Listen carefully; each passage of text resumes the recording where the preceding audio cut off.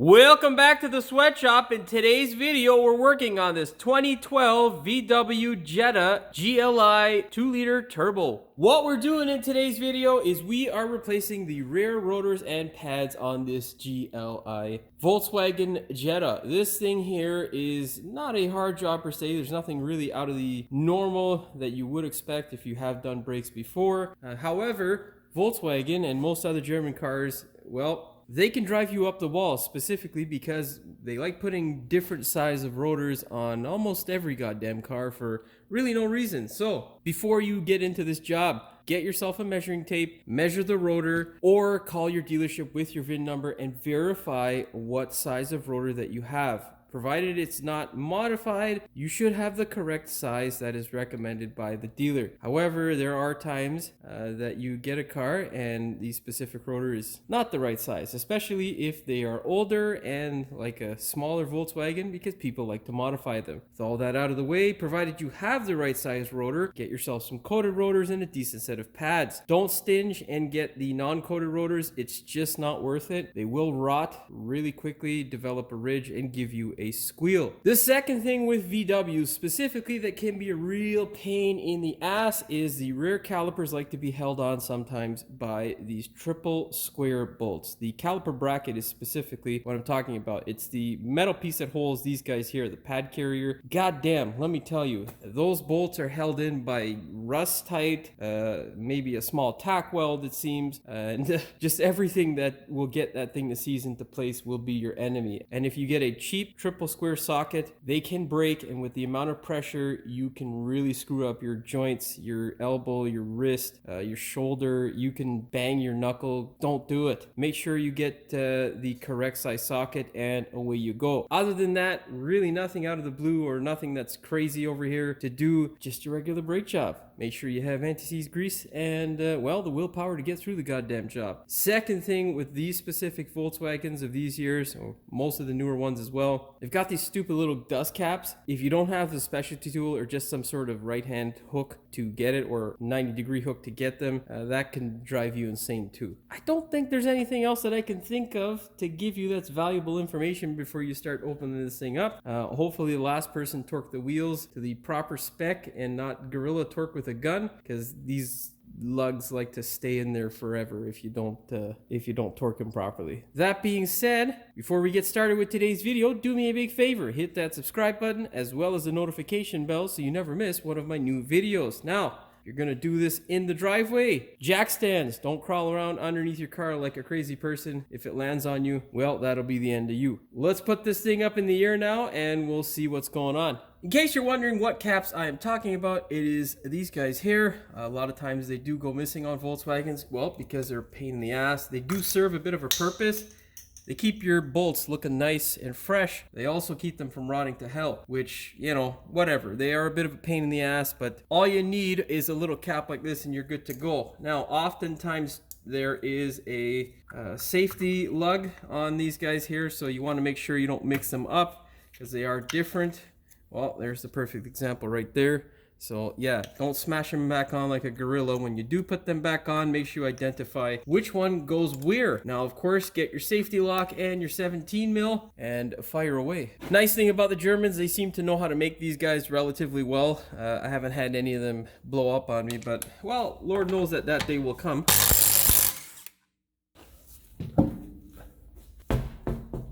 This is one of those times where I praise the person who took the wheel off last because, well, you can see here the wheel came off. It is always a good habit whenever you're working on a car that has a lug nut setup like this or wheel bolt setup like this, that you support the wheel whenever you pull out the last bolt so that it doesn't fall off the car. Most times in my area, the GTA, people don't understand that if you put a little bit of grease on the hub, it will save you big headaches. And this is what you want, essentially. You can see how easy it came off. I did not have to hammer it with my fist or a hammer or use a pry bar to get it apart, which is wonderful. And that's exactly what you want. So, of course, thank you to the last person. Appreciate it. And if you have the same thing going on, that is wonderful. That means that the car that you either bought or have has been maintained relatively well. Get yourself a T30 Torx bit. Make sure it's all the way in there.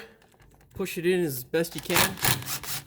and hammer it out. These guys commonly break because people never anti-seize them. Thankfully, someone has put grease on this guy, which is wonderful. Kind of a tricky shot here, but essentially what we need to do now is get our caliper off of our caliper bracket, and we need to disconnect it from the two guide pins. These guys here are a 3/4 inch square or 19 mil square end that you need to, of course, get a 19 mil wrench for so you can hold it. Of course, if the previous person did not do their job properly, or Volkswagen's never serviced these, or whoever, anyhow, they're going to not spin and you won't need the wrench. Of course, these ones are in good shape, so we need to hold it with the wrench. Now, don't rotate. You can see there that it's starting to rotate. We don't want it to rotate all the way around because you can potentially tear the boot, and that's not cool. I think I got it. There we go. So yeah, I'm gonna show you on the one because in order to get the camera angle, it's very awkward for me, and yeah, I don't like it. I don't like it. I don't like it at all. Just pull your bolt out. Don't forget you need some Loctite as well. This is the blue type. Now you can see here why we are replacing the brakes. This pad here has way below what we actually need. It's 2 millimeters for safety. It's not currently grinding, and we also have an issue with wear, which indicates that either these guys are seized, which we can see this one isn't, and I'm pretty sure that one isn't. So what our actual issue is going to be is the pad itself is going to be seized in place on the carrier because of rust. So of course, I'll blah blah blah about that once I get this off. So yeah, that's the end of this clip. With both your bolts out of the way, you're gonna get yourself a flat screwdriver like so, and then gently pry up. Most times, if you don't have a setup like this for handbrakes, I'd be telling you to just pry on the caliper like so, and pull it back. That'll release some of the hydraulic tension that is there. Usually there shouldn't be any, but you get a bit of a ridge that builds up on the back of the pad from brake dust and rust and whatnot. Anyhow, you can't do that very well with this setup, and people go out like a crazy person, or sometimes they can damage the caliper itself. Highly unlikely because you gotta have strength of a gorilla, but you'd be surprised. There are some people out there who just are way too strong for their own good. Anyhow, that was a useless rant because most of you guys are probably gonna be like, what the hell is this guy talking about? In case you're thinking about or trying to think about it, you can see there's a little bit of material and just general shit that builds up, and that's what can make it a bit of a task to get the caliper separated. Put it in a safe place. Now, yeah, we can see there, that guy is kind of seized. Let's pull it out. That's our outside pad. Let's see what our inside pad looks like. Our inside pad does not want to move. Oh yeah, our inside pad is seized to shit. So anyhow, we'll leave the inside pad in there and we'll get that caliper bracket off. Now, there is the dreaded triple square bolt.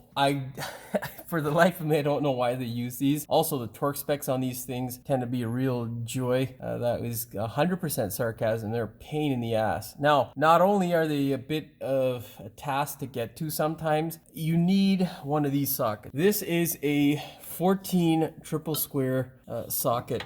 I don't suggest getting anything other than some sort of name brand like Mac or something that's really good, Snap-on. The chances of these guys shattering, very unlikely with a Snap-on. With a generic Chinesium made socket, it is very high, and you definitely don't want to end up with busted knuckles or a hurt wrist or elbow joint because of a stupid job like this. Anyhow, grab the appropriate socket. You're going to then make sure it's all the way in by doing a tap tap. Hurts to fucking hit a socket like that with a hammer. That's so goddamn expensive. Anyhow, get yourself an extension and a Johnson bar and break that thing loose. Now, whenever trying to do this, the best method is to select the shortest extension that will work. The reason being is because the longer the extension, the more spring back you're gonna have. Also, the thicker the extension, I find the better. Tends to transfer the torque without having such twist or rotation build up in the tool, and that can be hazardous for your joints as well. Yeah, Volkswagen, just use a goddamn hex so I can get a swivel in there, and then, you know, just crank it loose. Now, this guy here obviously isn't as bad, but the ones on the TDI, they are a bolt that is much bigger, and holy shit, those things are like freaking ridiculously tight. Yeah, so, you know, and obviously you don't want to be unprepared for the job. You want to make sure you have the correct tools because no one wants a car that's sitting doing a whole lot of nothing. Okay, so you get the idea. I'm going to go do the rest of these guys here and I shall be back. Okay, we're going to show you now the stupidity of Volkswagen and, well, dumbass manufacturers that do this sort of stuff. Actually, I've got a small 3/8 so I can do that, but yeah, you'll see. Yeah, so I'm rambling on about this. Basically, with the socket properly in there, it's butting up right against it. And of course, I can't fit a goddamn extension in there, but I do have a 3/8 drive that is smaller. That should be able to fit in there, no problem.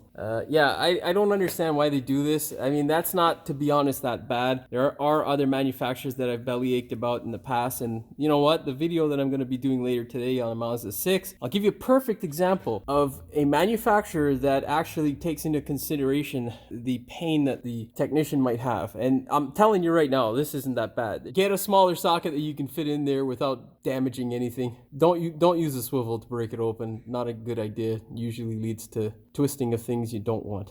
All right, yeah, back to it. Get your socket in there, of course. Come on, damn you.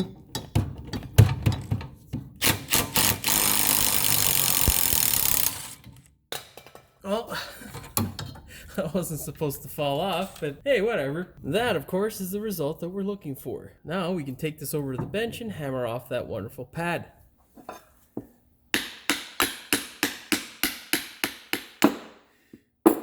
Your pad should never be that hard to come out. It should be easy to move and should, of course, move freely in the pad carrier. Of course, you don't want it to be too free. What happens and what causes this is over time you get a little bit of rust that develops on this.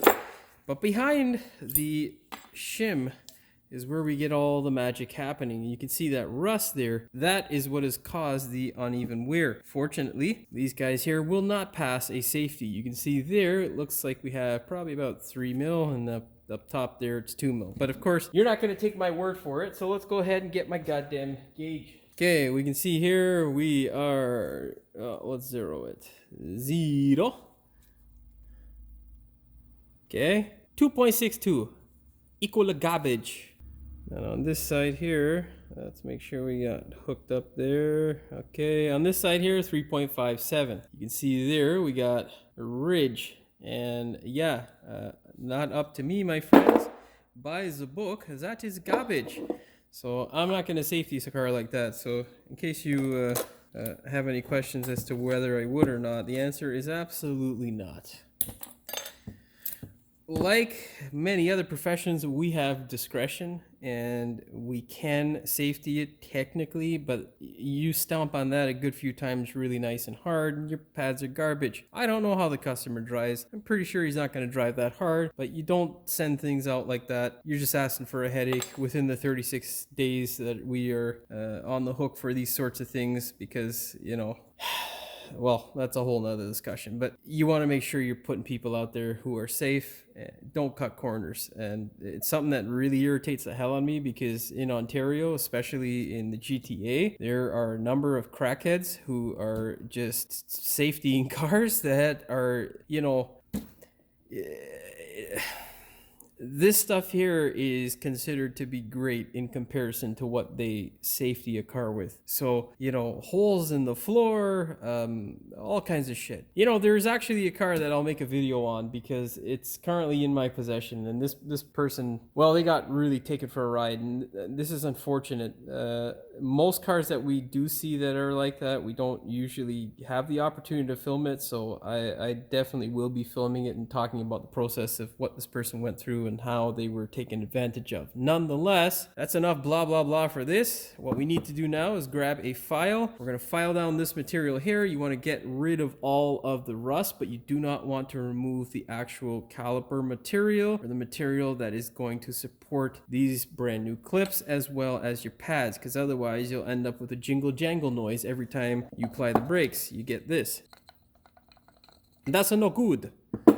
All right, I shall be back. Okay, so depending on how much rust is on yours, you should end up with a result that kind of looks like this before you take one of these guys here to the caliper bracket. Of course, don't mix them up left to right. Second thing I need to tell you is very important that you wear ear, eye, and nose protection. Once you have that on, grind away, you should get to a result kind of like this. This one needs some more fine tuning. That's a better example there. You can see there's barely any rust. Now all we need to do is blow this thing off, wipe off all the crap, maybe give it a shot of brake clean, and spray paint it with your favorite paint. I'm going to continue doing this off camera because I'm pretty sure no one wants to see me do it. And yeah, we shall be back. Once you have your wonderful calipers nice and painted like so, and you make sure there's no more rust and crap on them, what you're going to do, of course, is take your clips and slide them into place like this. Of course, you should end up with a result like that, but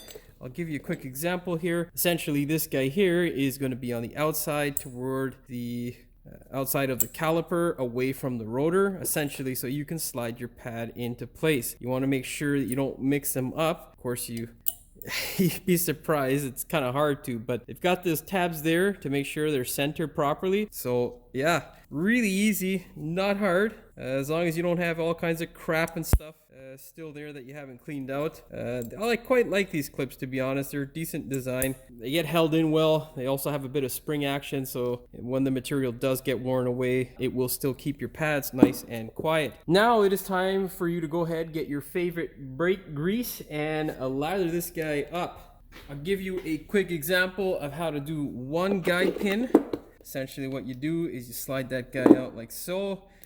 You slide this guy out, make sure you don't mix them up. You can see that rubber pad there. This guy here, essentially what you're going to do is just clean all that grease off. You're going to make sure that you get all that gook and crap off. You can spray down inside the hole with some brake clean if you like. Wipe off any grease, get a nice layer around here. I just said I was going to give you an example. I'm just rambling on because it's quicker for me to do it instead of actually ramble on.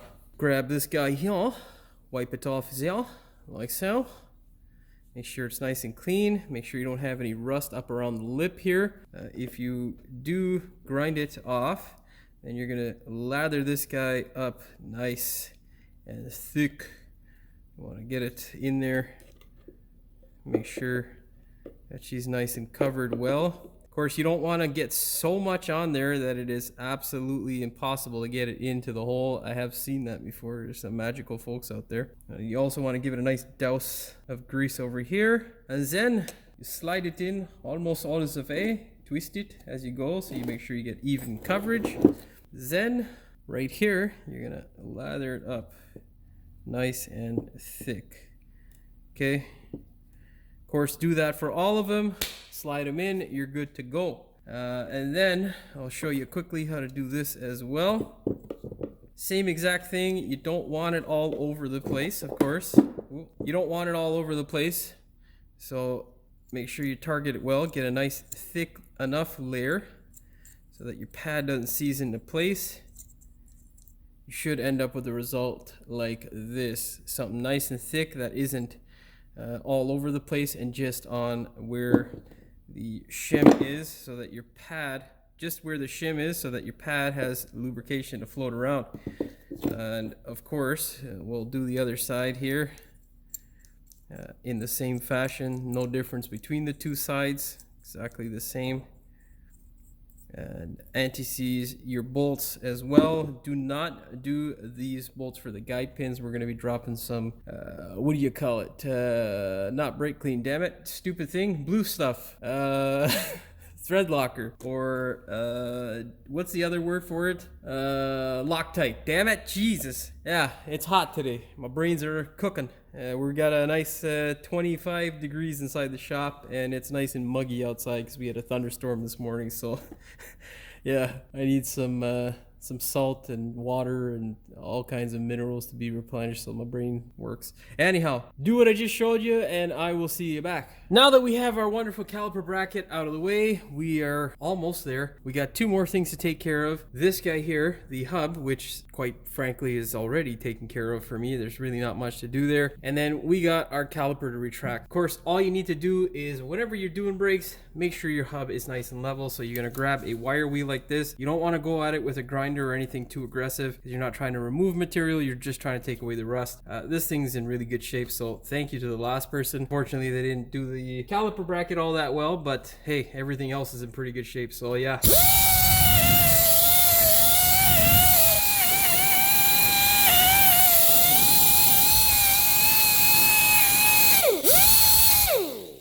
Now all I gotta do is wipe that guy off, put a bunch of nice new anti-seize or grease on it, and I am good to go. Of course, yours probably isn't gonna look like this and you're gonna have rust, so grind off all that wonderful rust. Once everything is nice and clean, what you want to do is get yourself a nice layer of grease or anti-seize on the hub. You don't want it to be too thick, just nice enough so that you're not going to get any rust building up in there. And then you put some anti-seize or grease on the hub section here so that your wheels never get stuck on the car again. You can give it a nice generous dose there. You don't want it to be too thick on the hub side. That way you don't have any bristles or any sort of debris hiding in between. Go ahead then, put your T30 Torx bit back in or your screw back in to hold the disc in place. I don't know what the torque is for that guy there. I'd probably say no more than 7 or 8 foot-pounds of torque should do it. It's a small bolt. Don't break it. The next thing is to go ahead, get your bracket and thread it into place. Of course, before you do that, make sure you lather up this thing with some anti-seize. Make sure you get it on the washer so that this thing is nice and ready to twist freely in there when torquing it, because it is an enormous amount of torque, unfortunately for us, because it's kind of an awkward position to get in there. Make sure you do both sides of the washer. Now it's kind of hard to get the shot that I would like to get for you, but essentially I'll show you in the top hole here what exactly it is that I do. You're gonna take your nice bolt, you're gonna run it in like this. You're not gonna let it protrude like that, obviously. You're gonna make sure it's level with the hole. You're gonna take your bracket, slide it into place like so. Make sure you don't get any grease or crap on the rotor. You want it to be nice and zinc coated. It doesn't need any help from grease. So as you get it into place, of course, thread the bolt up by hand. That is what you want to do. Don't tighten it until you get both bolts in, and then once you get both of the bolts in, you can go ahead, grab your torque wrench and a Johnson bar or a brake bar, whatever you'd like to call it. Let's see, I don't even know if it'll pick it up on camera, but you can see the extension, but you get the picture. Now, I'm going to show you on the bottom bolt because the top bolt's going to be a royal pain in my ass. Essentially, what you need to do is grab your torque wrench. You're going to set it to 66 foot-pounds or 90 newton meters. Then you're going to twist the bolt an additional 90 degrees or a quarter turn. I don't know, Volkswagen, just kind of stupid. I don't understand why they just don't give you a goddamn torque value. I bet you that 90 degrees plus is probably like another 100 plus fucking foot-pounds or something, but it's probably like 100 foot-pounds total or something like that. I'm not sure, and I'm just gonna do what they say because, well, they engineered it. Plus, there's a ton of goddamn keyboard warriors out there, and those guys are annoying. Okay. So now we've got to twist this guy an additional 90 degrees. The other thing is, Volkswagens are really stupid. There is a number of just different torque settings and types of brakes and all that stuff. So regardless of whether you think this is right, go and look up the torque specs for your own vehicle, because manufacturers, especially German, do this sort of stupid crap where it's not just the same across the board, and there are many different specifications which are a pain in the ass to deal with. Okay, so we're currently at a 45, so we're gonna do two 45s here. Okay, and now we're at 90 plus, so. And there we go. That to me is torqued. Now, the hard part is going to be doing that top bolt, because you can't really get in there straight on and then twist the thing. This is basically the area here that I'm going to use, I think. I'm not going to use a swivel because that's a bad idea. And yeah, so yeah, good luck with doing it because it looks like a real pain in the ass. Anyhow, that's how you do it. That's what you need to do. Good luck. How I did the top bolt was kind of easy. Basically, you grab your socket, hammer in as deep as you can, then you get yourself a wobble extension. This one here is a 10-inch, and you tuck it right up against this arm. As you're torquing, you want to put pressure into the arm and just keep it in there to make sure it's not going to slip out. That's the danger of using a flex. In my opinion, you don't really want to use a traditional flex. especially one of cheap quality, because they'll probably shatter when you're using 3/8, of course. If you can use 1/2 inch, great, use that. If you are going to use a flex, use one of good quality and a ball type flex, because if you've ever used a flex before, you'll know that these guys don't tend to bind up. The traditional flex, like this one here, if you're at a certain angle or putting a shit ton of torque on it, they like to bind up. So not only does it mess with how much torque you're transferring, but it also can break, and it can leave you with the same problem a shitty socket would. Okay, now let's go tackle those calipers and we'll put those pads in. What you're gonna do, grab your pad, kind of send it in at a bit of an angle, like a 45. You're gonna slide in the back portion first. Basically, you're gonna line this guy up, make sure that's sitting flat, and then you push these in towards the rotor, pushing the spring portion in, and then slide it on in. See if you can get a better angle here. Get in between, push and slide. That is it. Doesn't look as challenging, but it can be a little bit, because you got the two places that'll get your pad hung up, Jimmy. Because you got the two places on the one clip on either side that will potentially hang up your pad, which can drive you kind of nuts. Now, if you don't know what you're doing with these sorts of calipers, it can be a real pain in the ass. Essentially, this guy here, a 90-degree pick with a little bit of lubricant can be your best friend. You want to go in there and just scrape away whatever dirt and debris is in there. Get as much as you can out. You're gonna get a blower and just blow out the debris. You also have to be very, very careful with this pick, because it can be your enemy real quick. You see all that dirt there? We want to get rid of that. We also want to make sure we agitate the seal. That way, when we twist the piston, it does not get hung up. If it does get hung up and it wants to turn with your piston, you will tear the seal and ruin your caliper. It won't ruin it right away because it takes time for rust to form, but you'll end up with a caliper that's no good the next time you go service it. With your blower, you got to be careful. You don't want to be a crazy person and just blow air into the piston.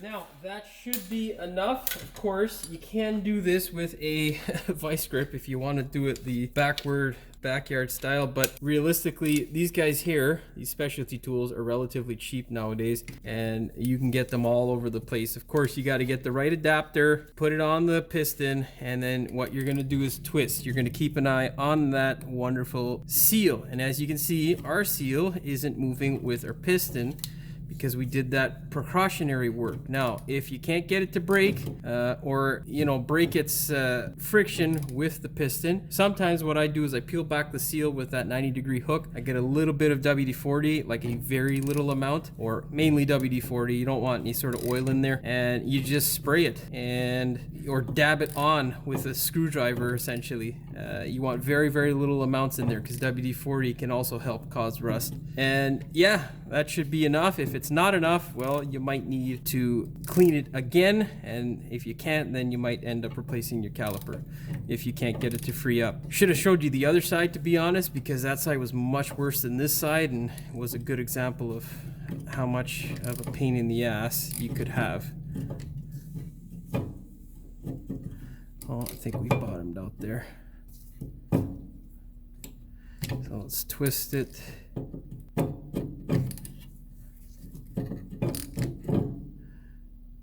Okay, now I'm a bit weird. I like it up in the 90-degree position, or straight up and down north and south position for the piston itself. So that's how we're gonna keep it. Now, we are good to go. We can slide this guy over as a precautionary thing. What you can do, and which I'm gonna do, is we're gonna apply some silicone to this area here, just to make sure that this guy does not flutter around and make any unwanted noises. Okay, now I'm gonna go put this together, and then I'll show you how to torque these wonderful guys here. Now, this is a bit of a challenging process if you don't have a crow's foot. It is not very much torque, so you can do it by hand. Obviously, you don't want to over torque it, and the best method is, of course, torquing your bolts. You can't really get in here with anything other than a torque wrench that is attached to a crow's foot. You'll need a 13 mil crow's foot in order to torque these guys up. Set your torque wrench to 26 foot-pounds or 35 newton meters. What you're going to do is basically feed this guy in, but your torque wrench doesn't work at the same torque rating if you have it like this or like this. If it's at 90 degrees towards the head of the torque wrench, you will have a normal transfer. So meaning that when you say it's 26 foot-pounds over here, it's also going to be torquing 26 over here because there's no offset. Obviously, if you're not at 90 degrees, it will be under, I think, if it's in towards this way, and over if it's on the north side. But make sure you verify this stuff for yourself. Don't trust me on the YouTubes there. Oh, now you can see that guy there is twisting. So grab your 19 mil. Go ahead with your 19 mil in place and torque it. We are good to go. Now, for the bottom, get rid of the extension, set her at 90 degrees, and torque it. You are good to go, my friends. All we need to do is, well, I got to change these tires out for some new ones, and then I'll show you how to torque the wheels, and of course tell you what to do before you go ahead and test drive this thing. I shall be back in about an hour. All right, an hour later, grab your wheels and throw them on the car. With most German cars that don't have lugs, they usually, especially on the Volkswagen, there's no indicator. Fiat and Volvo and a few of those other wonderful automakers, that was sarcasm, have these indicators. So what you're going to have to do is just be careful as you wiggle it into place and line up the holes. Luckily, this guy's only got one set of holes that actually works. Some of the disc, well, yeah, they make it extra interesting sometimes. I don't know if that's just an aftermarket thing, but yeah. Anyhow, thread these guys up by hand and make sure you don't use power tools initially, because if you cross thread these bolts, well, that'll be the end of your day and definitely the end of the happiness for that day. All right, with them all threaded up, you can go ahead now and gun them into place. Force the wheel into the hub. Grab your torque wrench, set it to 89 foot-pounds or 120 newton meters.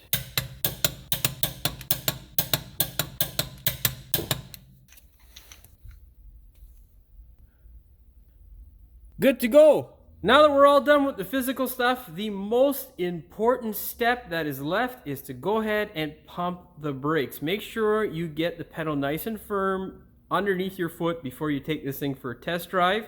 That's all she wrote for this one. Hopefully you found the video entertaining as well as helpful. If you did, please like, share, and subscribe. Don't forget to hit the notification bell so you never miss one of my new videos. And as always, thanks for watching. We will see you in the next one. Welcome back to the sweatshop. In today's video, we're working on a 2012 VW Jetta GLI 2-liter turbo. That's a mouthful. This fucking camera. Whatever. Well, we'd like to save ourselves a little bit of money. There's that fucking compressor, so we're going to end this clip. It's going to go to the bloopers. Wonderful. Fuck you, compressor. What we're doing in today's video is we are, of course, replacing our rear brakes and pads. That didn't make any sense. They are a second line pad, so we will be discovering together how these things work. I have not replaced them, but they are coming. I have not used these guys in the... It doesn't fucking matter, Jimmy. Just fuck. Let's see who this is. Get yourself a good joint. In case you're wondering what little caps I'm talking about, because these guys commonly go missing. Of course, don't kick the fucking camera. All you knew... Fucking VW pile of shit. Of course, these guys here are in fairly decent shape. Now, you can see here while we are... It's 2 minutes... well, the other way around, Jimmy. Stupid. Or a hort. A hort? The fuck is a hort? Where the fuck is my gauge? Where's my gauge? Where's my gauge at? Where's my gauge at? Oh, seriously, man. Every fucking time I need some tools, motherfucking tools is always all over the place. And when you need them, they ain't dead. Oh, there we go. Right in front of my fucking eyes. Damn it. Damn it. Because, well, there's a lot of rust dust that wants to settle in your eyes, ears. Well, not your ear. Well, they will settle in your ears, but I mean, that was fucking stupid, Jimmy. There's a lot of rust dust that that was a lot of goddamn rambling. Where are you, fucking goddamn rag? Where are you? Yeah, little rag. Now where the fuck is the brake grease? Motherfucker, every time that's right there in front of the camera like a fucking idiot. Jesus Christ. What is my name? Retard. Still can't find the cloth. Do what I just showed you and I will. Once you get the bolts, thread them up all the way by hand, then grab your torque wrench, set it to 90 Newton meters. I forgot to say the foot-pounds. Okay, so how I did that top bolt is it's not extremely hard per se, it's just kind of an awkward angle. Oh my god. So that's it. 35 Newton, oh fuck, damn it. Yeah, foot-pounds first, Jimmy. Why didn't that vibrate? Oh, looks like my torque wrench vibrator's done. Of course that fucking compressor comes in right in time. Whatever, you know what? Well, the camera fucked off, so yeah, that's a blooper. Well, that's all she wrote for this one. Before you go ahead and take this thing, now that we're all done with the hard stuff, why is this fucking thing slanted? Fucking pile of shit. That being said, we are all done. We're good to go. Hopefully you found the video entertaining as well as informative. If you did, please like, share, and subscribe. Don't forget to hit the notification bell so you never miss one of my... That's it. We're all good to go. Hopefully you found the video entertaining as well as insightful. If you did, please... Fuck, how am I fucking up my own ending? All you knew...